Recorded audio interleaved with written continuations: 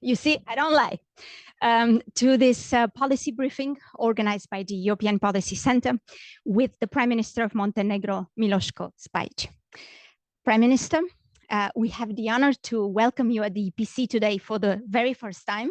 And we are really very grateful that you have made time in your busy agenda on this visit to Brussels to address our audience and tell them about your country's European integration efforts, your key reform priorities, and also your expectations as we go forward. Your government was heralded as a fresh chance for Montenegro to reignite its long-standing European integration aspirations. And I think that this prospect is timely. If you consider that EU enlargement has seen a renewed and really remarkable momentum, particularly since the start of the war in Ukraine. As enlargement policy has gone to the top of the European Union's agenda, it seems that if ever there was a time for an aspirant country like yours to seek to make progress and to advance on the EU path, well, this seems to be it. But how does it look from Montenegro's perspective? Is this newfound enthusiasm for enlargement looking credible, looking real from where you stand? And how is Montenegro trying to seize this current geopolitical impetus? Prime Minister, I will give you the floor to make your opening speech, and after your intervention, we will turn to our audience for questions and comments. But for now, the floor is yours. Sure. So I hope everybody hears me without the loudspeakers. But first, I want to say that we are sorry that last time we couldn't make it. There was a little delay, but I hope today we are going to make it up for you guys for waiting so long, and that we will answer all of your questions and doubts and comments that you might have. It's for us. It's a great pleasure that we have these kind of conversations, open conversations. We have the government is around for around 100 days, so it's not too long, but it feels like 3 years in many ways, not 3 months. We've done a lot, I think, but of course it's just scratching the surface. A lot to be done as well. You know, we have. You mentioned that we have we formed the government, and that we had very ambitious and optimistic goals. Not many people believe that we can do a lot of things in 100 days that we promised. We said we are going to do this, and that. Meaning basically the judicial nominations were the biggest bottleneck for Montenegro's progress in the past. Just to give you an example, like I think the state prosecutor took like 7 years to appoint, a judicial council like 11 years or something like that. So these were all like formal reasons why Montenegro was not advancing on the rule of law path. But it's not only nominations that are part of rule of law. It's also some other things that we have done and that are very important for us. I think generally, when you set your vision straight, when you have simple goals, and we have only 3 simple goals. 1 is European integrations, 2 is rule of law, and 3 is even exponential economic growth. So these are like the 3 simple things. And the bottom line of that is rule of law.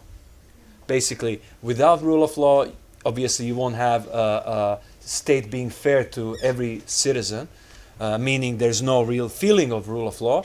There is no economy, because all the economy is going to be, you would be seeking alternatives to the rule of law if in the economic systems which lack a proper justice system, which is not optimal, obviously, and which leads to poverty, which leads to what we have seen in the past, especially in Eastern Europe.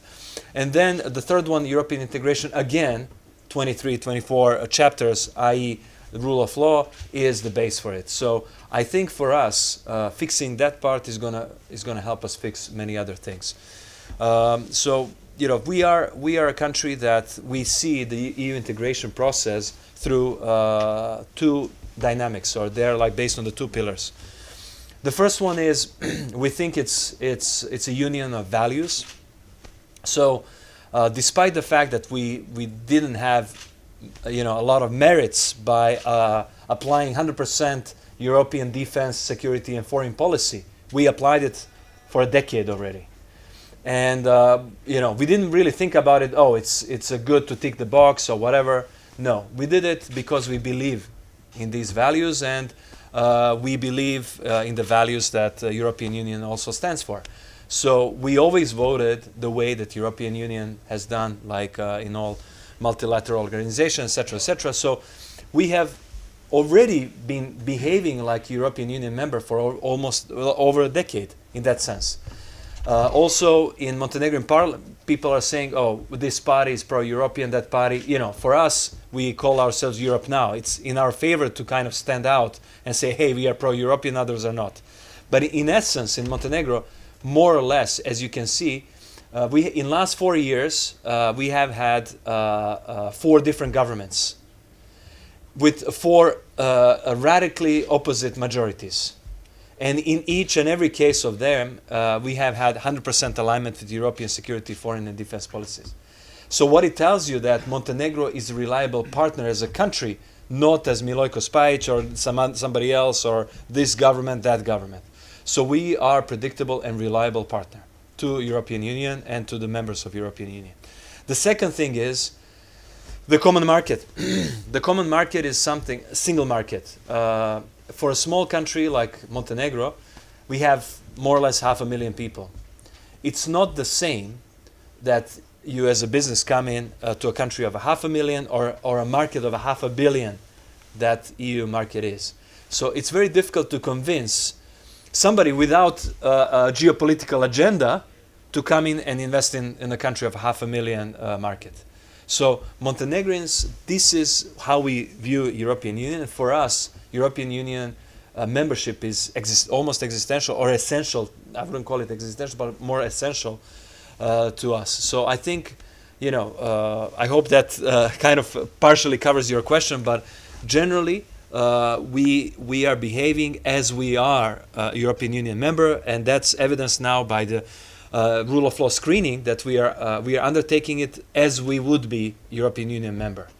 So I think that the final touch in regards to the rule of law we are doing in next 2 months, legislative side, obviously, in terms of the prosecutors' roles as well as the judicial side, we have around 8-9 laws to change. We have media laws that we need to adjust to the EU acquis and to build to. There are some gaps that were noticed in the European report.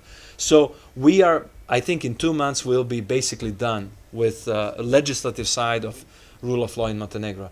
Implementation, I think it's big part is already there. Like we have completely free and independent prosecutor's office, now reinforced with a supreme prosecutor that was elected by 3/4 of the parliament, which is a blip in Montenegrin history, probably never to happen again, with to have such a majority, but just testifies to the fact how big support the rule of law push has in Montenegro, and support for prosecutor's office to do the best possible job he can. Thank you very much, Prime Minister. Perhaps one question is to press you a little bit more on with regards to the IGC that happened just recently. What was it, 29th of January? If you can tell us a little bit how that meeting went, and also what are the next steps that you're expecting? So I think that was a very optimistic meeting, and we have had, I just felt that there were so many things that we want to continue, comment, and like follow up on, and we have had a lot of bilateral talks afterwards that are basically utilizing the talking points from the IGC. So I think it was a good opening after 2.5 years of Montenegro's without IGC. So we have had too much of a pause. So there was so much interest, pent-up demand that was there around Montenegro's accession process. So I think it was really good that we opened it up, and now there's a lot of bilateral discussion, a lot of communication is going on around different topics that were raised there. I think generally spoken, we see a very positive feedback from IGC. And in regards to our pretty ambitious and optimistic plan as well, we want to have another IGC within Belgium's presidency. That would be having EBAR and basically temporarily closing 23-24 to enable us to close the chapters for real, like the other chapters that we've been waiting for so long. Because this is like a precondition for the other chapters to be closed. So we hope that by the end of the year we can have technocrats finally get motivated, to the fullest extent, and really feel there's a tangible value in their work in terms of like EU integration process. Not only me as a politician being cheering them up and like, hey, optimistically we can do this, but like they can really feel there's a feedback from EU that there is a tangible progress on the EU path. So this will be a big step for us, and if we do it, I think by end of the year, we might be we might surprise a lot of people, and we might be closing a lot of chapters. I don't want to licitate how many, but like I think we can make a record. Okay, wonderful. Well, I hope you do. But apart from the technocrats, for example, that you mentioned, that you would need to motivate, what other kind of obstacles do you anticipate in the way of your very ambitious plan, if any? Egos of politicians, obviously, like politicians have enormous egos, and catering these egos and cuddling them and having some incentives put properly, and this is important to kind of motivate them to not to be distracted by the small things and always focus on the big things. And these three topics basically: rule of law, economic improvement, standard of living improvement, and EU integration. So keeping them focused and always, is extremely important. The second thing that's important is like explaining to the capitals, European capitals, the true situation of what is Montenegro now, like what do we stand for, like the results we've done in a short time. It's challenging, frankly. It's not easy, but it's also work we are doing, and I think increasingly successful. The third one is obviously we have the economy is always inflation, and economy is a big distraction. We have to be careful and mindful of that. Then geopolitics, Russian aggression on Ukraine, and Middle East, and a bunch of other things that could turn problematic. But for now, I think the first two are the biggest probably bottlenecks. And because you mentioned economic growth as being one of the three simple goals that you have, I'm wondering how do you see the Commission's new initiatives, including the new growth plan for the Balkans and the attached facility? If you can give us your impressions about that. I felt always sad when I was university or when I was in business, listening to the Balkan politicians begging for money from EU. I was like, what are these guys talking about? Like, they don't need actually the money. Money's there. Money's everywhere. It's easy to access money. If you have projects, if you have good ideas, if you have self-initiative, money's ubiquitous. It's literally everywhere. And the problem is like attracting that money and making sense for that money to park at your place. And the idea is the growth plan. Why I like it, maybe 4 years ago when I became a Minister of Finance, maybe we were in a position to ask for help, for EU's help in regards to our finance, because we had debt to GDP at 110%, we had fiscal deficit at 12%. For those of you that don't know the finance as much, a 12% fiscal deficit is 4 times of allowed. It's like 3% is Maastricht criteria. And 12% is a ridiculous number. 110% for a small country that has also repayment periods within, like most of our maturity of debt is within 5 years. So for Greece, that has debt to GDP 250% or whatever, it's not a huge problem because they have they have pushed the maturities way back 30, 50 years from now. So they evenly, slowly repaying all of that debt. For us, in next 5 years, we are repaying 85% of our debt. So that's the burden that I'm talking about. So that's something that we have to obviously work on. So we have in 2020 very challenging situation, economic and fiscal situation, in which potentially we needed help, but we solved it ourselves primarily. So now we have 60% fiscal deficit, which is within Maastricht criteria. We have 3% fiscal deficit within Maastricht criteria. We are dynamically growing ourselves, so it's not that we need money from EU. What we need from EU is push towards the single market. Because, as I said, for the private investors, a difference between 500,000 market and 500 million market is exactly as it is, 1,000 times. And that's a humongous difference. So we put reducing the uncertainty that Montenegro will be EU member, i.e. will be part of the 500 million market, is going to incentivize the good money, the good investors to come in, the long-term investors, the investors like reputable investors to really operate in Montenegro. So that's an EU growth plan actually signals that. They say in the EU growth plan, if Montenegro fulfills these 90 reforms that are actually getting it closer to single market, Montenegro will benefit, with SEPA access, with this access, with that access, with a lot of access from the actual single market, as well as it will benefit from financial, inexpensive credits with lower interest rates and whatsoever, like some grants, which is also fantastic to have. But honestly, that's not the essence of it. The essence of it is the access to the single market and that interaction we would have, and integration of Montenegro, economic integration, substantial integration into European Union. In 2020, I was telling the people, 35% of the tourists coming to Montenegro were Russians. Now they're 7%. The infrastructure was financed almost exclusively by China. Now it's almost exclusively financed by the London Stock Exchange. It was like the main investors used to be all from Asia and Eurasia. Now it's slowly, but surely we are slowly moving the needle towards the West. So what I'm trying to say, it's not about like we don't want money from Middle East or whatsoever. Everybody wants investors from everywhere, but we want to be economically tied to European Union to the much higher extent that we are now. We want the member states from EU to invest in Montenegro.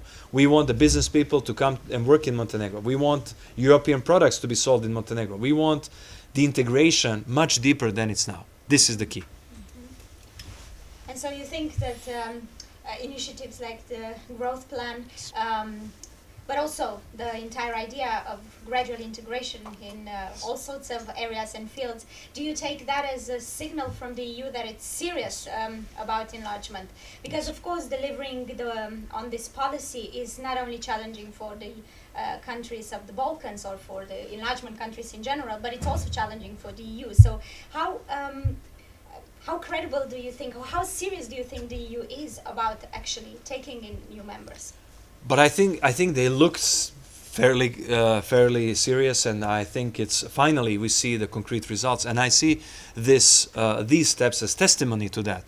And I think it's really important that Montenegro and other countries like Western Balkans, Ukraine, etc., are tied to the European Union. And Montenegro is the lowest hanging fruit. It's a small country. It has zero problems with neighbors. It has zero geopolitical problems, as in like we have 100% alignment with common European security, foreign and defense policies, etc., etc., etc. So Montenegro is, since the census, we don't have polarization within the country and all of these things. Economically, we are also the closest in terms of converging with the EU average. By end of this year, we expected to have average salary in Montenegro to be around 1,000 euros, etc. So slowly we are converging with EU in many respects. So I think we are the easiest candidate. But also I would say that European Union shouldn't stop there. Like we should utilize Montenegro. Hopefully, once we become 28th member by 2028, it's a good slogan as well. You know, because there is a 28th empty seat for us, since our friends from UK that we love very much, and we are sad that they're gone. But you know, it's also a silver that we have the one spot free without changing the treaties, constitutions, and all of that. So I think Montenegro is an easy, really easy target. That the EU could show that first it's serious about EU integration, and that could send a strong signal to everybody else that they have to change the way Montenegro has changed to access to EU, and that would give enough time to EU to basically have that internal change as well, so that it can accept the additional members that are maybe more challenging by the population size and other things that they possess. So Montenegro can be an honest broker in the region as well, because, as I said, we are the only country that has zero problems with our neighbors. It's tough. Truly, it's tough in Balkans to have zero problems with your neighbors. Trust me. And it takes constant, enormous energy to you know, cater not only domestic egos but also foreign egos. But it's necessary, really, because I think European policy, European integrations are yes, they are integrating with the whole continent, but it was actually an idea of integrating with your neighbors, actually, and having zero issues with your neighbors and overcoming it by economy, by rule of law, a common market, you know, friendly policies, respectful policies. So this is what we are trying to do in the region as well. We are trying to be fair to everybody in the region. We are trying to, when we are, for example, in NATO, when we are very active and credible partner in NATO, we are trying to be very objective what's happening in the region. We are trying to be like constructive. We know our red lines. We know our foreign policy. We know exactly where we stand. But we try to be respectful of the others as well, and to be balanced in our approach. So that's why EU would have, I think, humble, invisible friend in the region who would be able to operate and enable the integration and reinforce the integration of the rest of the because apart from Montenegrins, obviously, we do have Albanians, Serbs, Bosniaks, Croats inside Montenegro in sizable numbers. So in a sense, these people represent, in a way, like a bridge to all of these countries. So they can help us galvanize the others to kind of follow their compatriots in Montenegro. Thank you very much for this powerful case in favor of the 20th member by 2028. I don't want to monopolize the discussion. We have a room full of participants today, and I'm hoping and thinking that they're also very eager to address you with questions or comments. So I want to open the floor at this point and give our audience the opportunity to come in. Okay, I'll take a few questions, so please, yeah.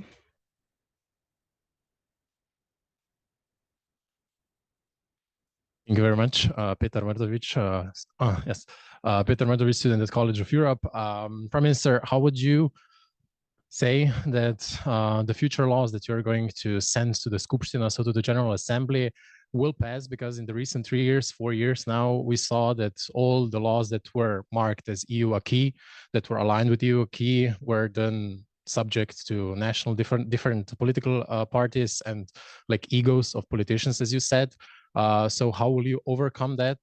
So we saw also, for example, Hungary, Romania in their years when they were joining the European Union, they immediately passed those laws without any discussions, debates in the assemblies. So how are you going to overpass this? Maybe we can collect some questions if there's...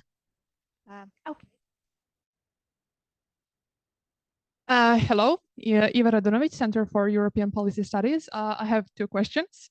Mr. Prime Minister, first question is about regional integration. There's initiatives such as Open Balkan, Berlin Process, and Montenegro is invited.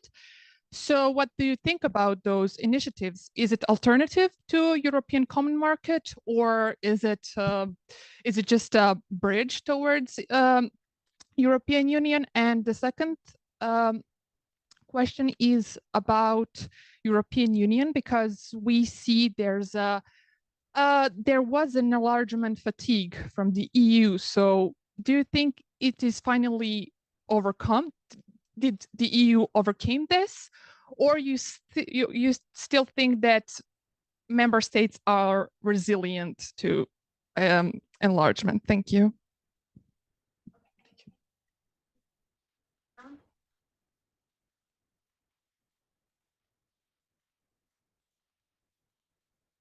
Thank you so much. Well, I'm Mario, and I have a question for you regarding what you say about. Please introduce yourself, where you come from. I'm Mario, I'm president of Iceland Europe, a student magazine of the Institute for European Studies.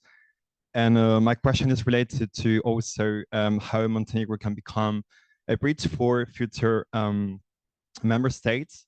And I would like to ask you, how can Montenegro play a role in ensuring an alignment within the region towards the objectives and the values of the European Union regarding the design of the common foreign and security policy, you know, after seeing what, for example, Anna Brnabić said the other day about the fact that the journalist that interviewed Vladimir Putin was quite brave, or we also see what Milorad Dodik is doing in Bosnia. So how can Montenegro play an interesting role in this geopolitical game? Thank you. Anna's broker, as you called it, yes. I can start with this one because, frankly, I have a very short memory, so you have to remind me of your questions, and I'm sorry for that. So this one is very, very interesting. No worries. This one is very interesting because I think it's all about you know, in 2020, I think it was an interesting survey in which, you know, there was I think Americans did it, about various ethnic or identity groups. I wouldn't call them ethnic groups in Montenegro, how they perceive NATO membership.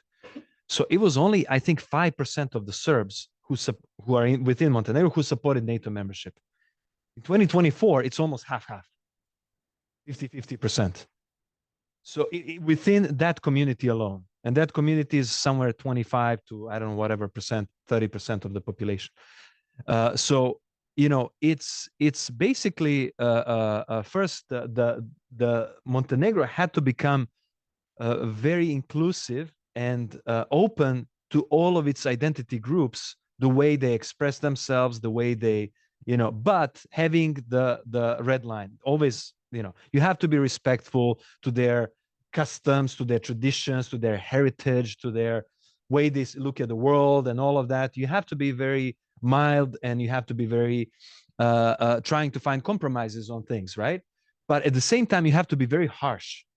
I'm talking about internal politics. I'm not talking about external politics, because internally, it's very important that we have internal cohesion. And what gave me a clue was I lived in Singapore for 6 years. And it was always puzzling for me to see people who in Singapore, actually on your ID card, it's written race, like what's your race? And, you know, it's not, it's scientifically incorrect to call something race, but anyways, it's like ethnicity, right? But, you know, they escalate. It's not even ethnic difference. It's a racial difference that they're different. So they're Chinese, Indians, and Malays, 3 groups. And you can distinguish they're very different groups, you know, language, culture, religions, cuisines, house, in-house, like everything is polar opposite. These people, you know, after 40 years living together, everybody calls themselves Singaporeans. They're super proud of being Singaporean. And, you know, if you tell to a local ethnic Chinese Singaporean that he is Chinese, he's going to slap you, because he doesn't want to be, you know, I'm not PRC, I'm like Singapore, proud Singaporean, and so on. Same for Indians, same for Malays. So I have nothing to do with Malaysia. And so that is something, that proud feeling was given by rule of law, zero corruption in Singapore, like literally zero corruption, fair treatment of each and every citizen, to economic opportunities. Every 5th household in Singapore is millionaire household, obviously. So versus all of these poverty strict countries, and they're like all, they're pretty messy and all of that. So what I figured out is like, if you have that kind of mindset, and another thing is Singapore is very humble. They're not trying to impose anything on China, anything on Indonesia, anything on Malaysia, anything on India. And neither do we. We are humble. We cannot change Serbia or like Bosnia or Albania or whoever that you mentioned. We cannot really change them, but we can influence by our own example, lead by example. First, change yourself. First, do your own homework and be successful. Wake up every morning at 5 a.m., go to gym and all of that, that like self-improvement tactics, literally that, you do your stuff and showcase, and then hopefully EU is going to recognize that, is going to accelerate our EU accession and accelerate our accession to the single market. By doing so, you're giving a powerful message to everybody else, because everybody else is going to stay in their old way of doing things. I don't see much economic improvement there, etc. So I think this is a powerful message on its own. And if we continue doing this and standing with very strong values, we are very strong on all the values that we very hold dear, on NATO, on Ukraine, on EU integration, on common policy, on all of these policies. We are very strong. Zero doubts about our stance vis-a-vis any of these issues. But that said, that doesn't mean we have to have a horrible relation with Serbia. That is like one of the biggest our economic partners, etc., etc. You have a big Serbian identity population within Montenegro, many links, economic and tourist and other links. So you cannot, it's not about, and we cannot judge Serbia on that. Like, we are too small. We are 10 times smaller than Serbia.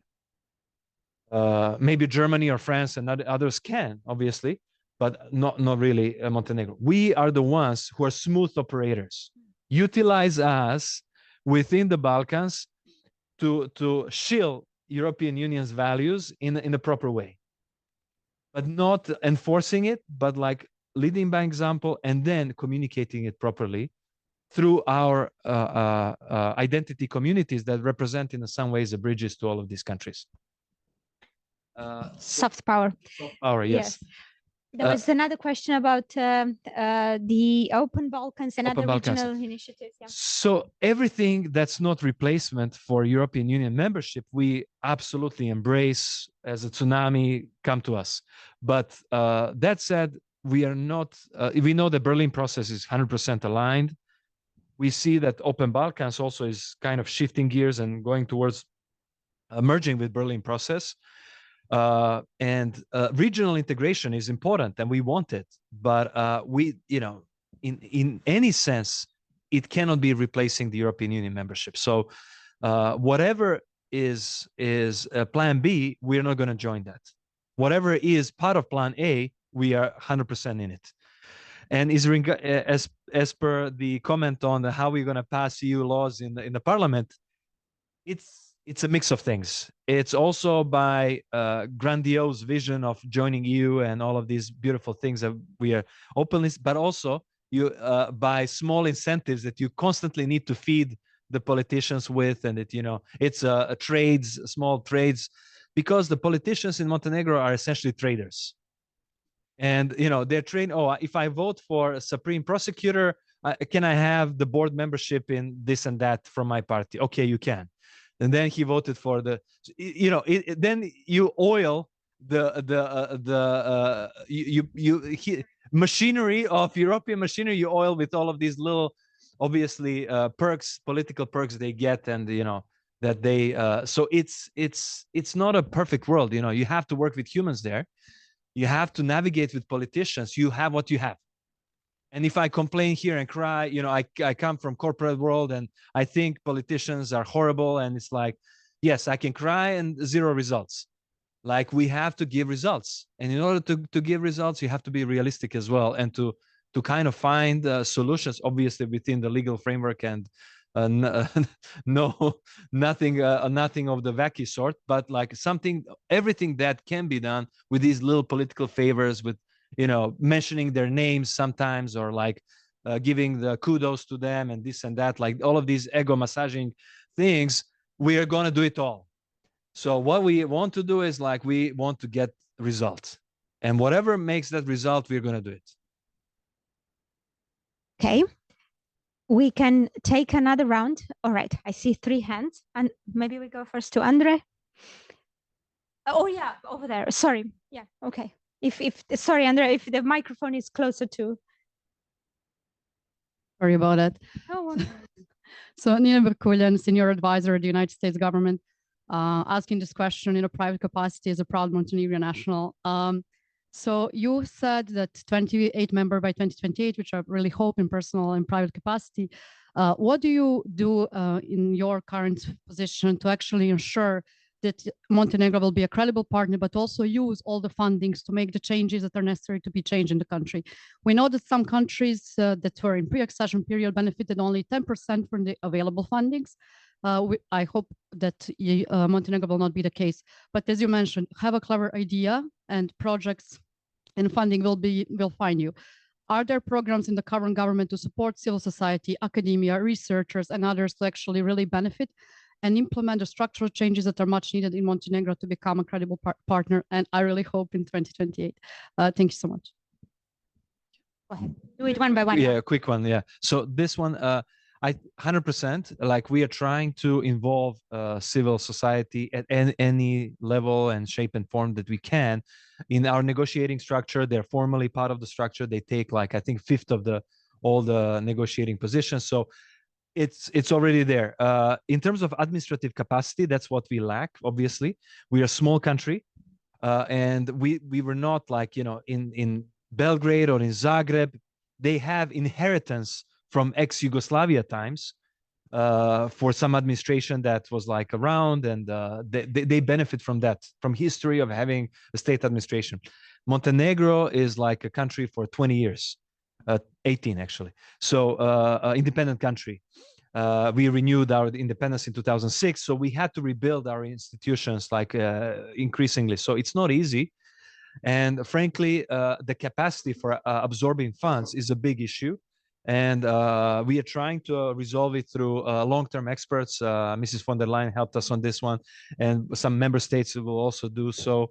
Also, we are trying to build projects as much as we can, and outsource building of the projects for Montenegro. So we are trying to speed up the things, but you're completely right. It's tough. It's not easy. Are you seeking any advice from previous Central Eastern European countries? I mean, I'm thinking Romania, Bulgaria also had. Absolutely, yes. Yes, absolutely. So these are the countries actually that have the most relevant experience oftentimes, because they come from the socialist systems that had a certain mattress of how things are done. And they knew how to transfer that mattress into European mattress. So that transition actually is super valuable to us. And we are definitely reaching out to these countries to help us the most. Wonderful. There were 2 other questions. Okay. Without a European Parliament. So there have been increasing concerns regarding the extent of foreign interference within the Balkan regions. And that goes from hybrid threats to countering disinformation in the electoral process. So the claim within the disinformation world is you're only as strong as your weakest link. How do you think that today Montenegro is equipped to counter these threats, and what measures has it concretely put in place? Excellent question. I think it's in Montenegro, we have had very tough times because of the foreign malign influence, especially Russian influence. We, even in the parliamentary elections last year, I was personally targeted. So I can tell you from my own experience, it was horrible. And we have found proofs of that, etc. But it's a post festum, half a year afterwards, you do all of that, and it's too late sometimes for all of these things. What we have to become is to become much more resilient to that, and that's why we are very happy that the European Commission put almost like a precondition for 23 and 24 to be temporarily closed for IBAR, media laws. Media laws are extremely important. And, European Commission, everybody else have to be mindful of the foreign malign influence actually is very potent, especially through the media side of things. And that's why these media laws have to have that very subtle sensitivity for the things that you have just discussed. And the laws that we hopefully, together with European Commission's help, we hopefully going to have by April, this is going to be a very powerful tool for the future election cycles. Okay. Andrea, are you ready now to ask the question? Yes. Thank you, André de Munter, European Parliament. Does it work? Okay, thank you. I would like to travel a bit abroad to Bosnia-Herzegovina, which is one of my countries that I'm focusing on, and Republika Srpska. As you know, on the 9th of January, there is the controversial celebration of Republika Srpska Day, on which we in the European Parliament issued a statement this year and also last year, the Standing Rapporteur together with the delegation chair. Now, last year, there were a couple of then ministers from Montenegro who attended the event. This year, at least 7 officials attended the event, including MP and the Democratic People's Party leader, Milan Knežević, and the head of cabinet of the Speaker of the Skupština. I would like to ask you how you look at this, also bearing in mind everything you said about the rule of law, because this is an event that has been declared unconstitutional on several occasions. It is at odds with the European values and with the rule of law. Thank you. Absolutely agree with your statement, and I think for us there's absolutely no doubt in our minds that we definitely want to respect Bosnia and Herzegovina's integrity, territorial and any other sense, and we don't want to endanger our wonderful neighbor that we have fantastic relationship with. What you're saying is that politicians in Montenegro have been pretty. They have had this history of very erratic and irrational behavior, and I can tell you that coming from such a pot that has everybody has very strong opinions, everybody has all of these extreme egos that are very pumped up, and it's easy to create like these tensions, ideological, ethnic, religious, whatever tensions. That was the case in the past. So what happened is in December 2023, after 20 years of census trauma that we had in Montenegro, we had 3 years census delay because everybody was afraid to conduct a census. Why? Because there was so much pumped up atmosphere around it. We took that hot potato and we handled it, I think, very well. We called all the opposition members. First day in my office, I called the leader of opposition to come to my cabinet, first time in history of Montenegro. And we immediately we took all of their advice, we took it. We took advice from the ethnic groups, various, we took it. Religious groups, we took it. And we implemented it in Montenegro. So the polarization that was very, very strong in Montenegro and very powerful in the past, and actually the foreign malign influence utilized the most. That's another thing that I forgot to say, how to become more resilient. It's the polarization is what creates lack of polarization, or depolarization is what creates resilience to foreign malign influence. Why the Serbs in Montenegro became more pro-NATO? That's exactly the case, because we depolarize the things. We start focusing on the common things that push us forward, etc., etc., etc. Montenegro, I'm proponent of, you're going to have, that's what I hear, that somebody's going to go to Serbia to celebrate Serbia's National Day. Tomorrow, there's a Kosovo's National Day. Also, they're going to be celebrated. We'll have Albanians from Montenegro going to celebrate Kosovo's National Day. Then there's Albanian Flag Day. They're also going to be, it's also going to be celebrated. There's also Bosniak National, whatever. Everybody's going to go and celebrate. Yes, I don't compare that to the one that you just said, and I completely agree with you.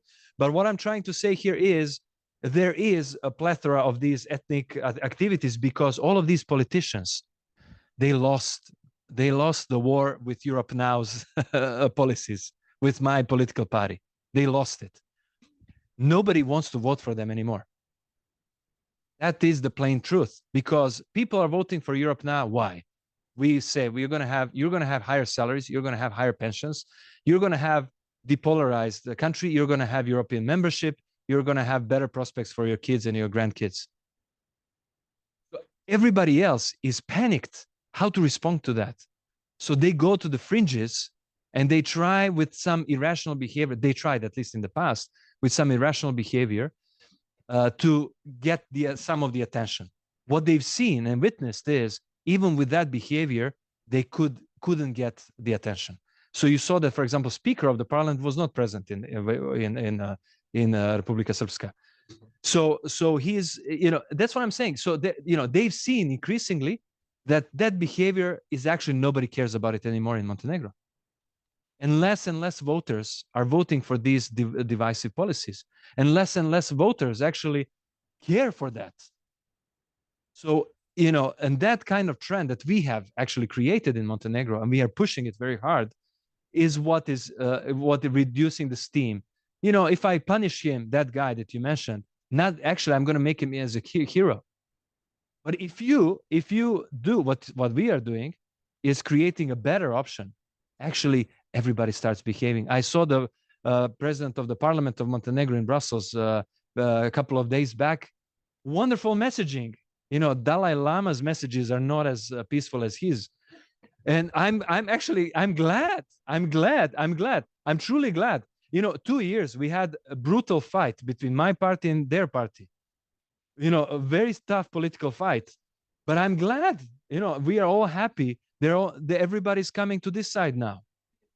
And increasingly so. So, I condemn this, I condemn that. Oh, and I'm like then I'm a hero of like a PC guys. No, I want to change Montenegro for good. I want to change Montenegro forever. And this, trust me, this way, we're going to change them all. And the best way, we are going to change their voters.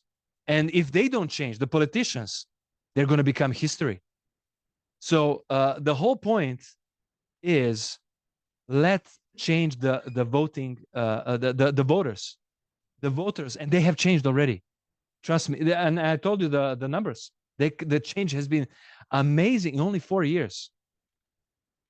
When we were voting on Russia sanctions in 2022, it was very tough to explain to people, because there's so much misinformation.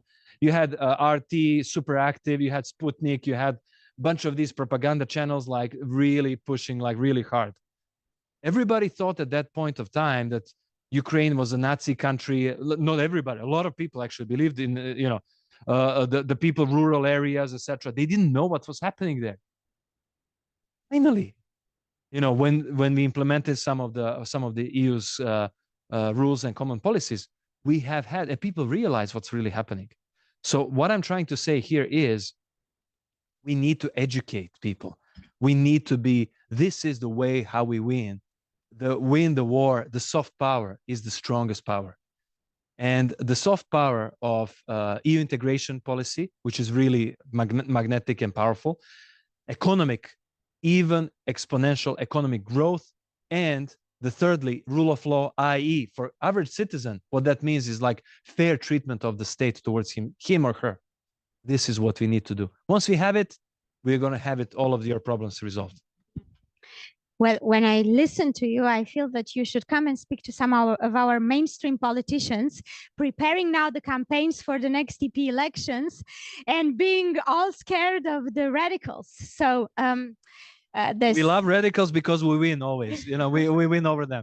So in 2029, Montenegro as a new member nation, we will be joining European elections. So at that time, we can help some of the other mainstream guys to win the elections as well. I hope you do. We have a couple of more minutes left. I don't know if there are any other questions in the audience. If not, I can come back with 2 final questions for you if you still have the time and the energy for us.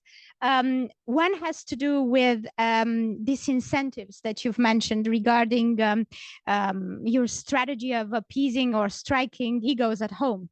And I'm wondering what kind of short-term immediate incentives would you need from the European Union in order to persuade those who are less enthusiastic or less convinced at home that they need to push, to go the extra mile now to seize this geopolitical moment and to advance towards the EU? Building infrastructure. Infrastructure.